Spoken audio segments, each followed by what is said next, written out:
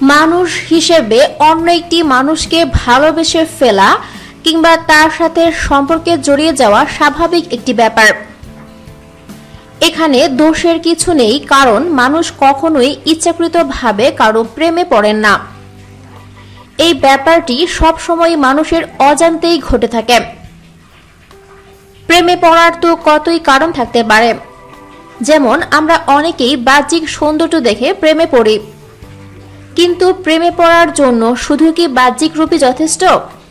হয়তো হ্যাঁ, হয়তো না।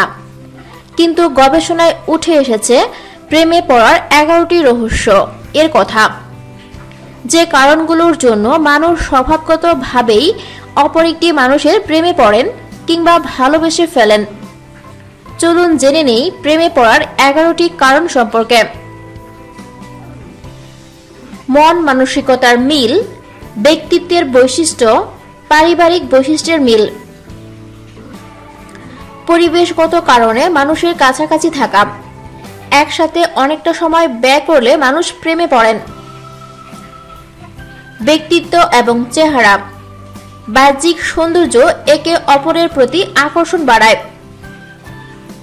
পারস্পরিক স্নেহ, যে কারণগুলো দুজনেরই পছন্দ।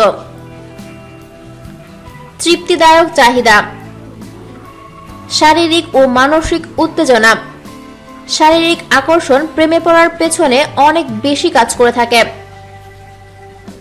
সামাজিক প্রভাব, নিয়ম, আমাদের বৃত্তে মানুষের অবস্থান,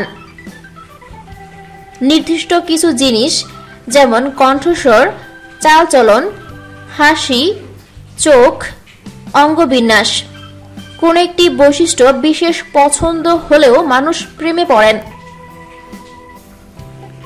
আবেগ, মায়া ও ভালোবাসাময় আকর্ষণ কাজ করলে মানুষ প্রেমে পড়েন।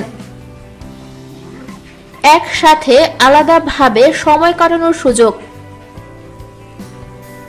পরিস্থিতি কিংবা ব্যক্তির প্রতি রহস্য অথবা রহস্যময় আচরণ।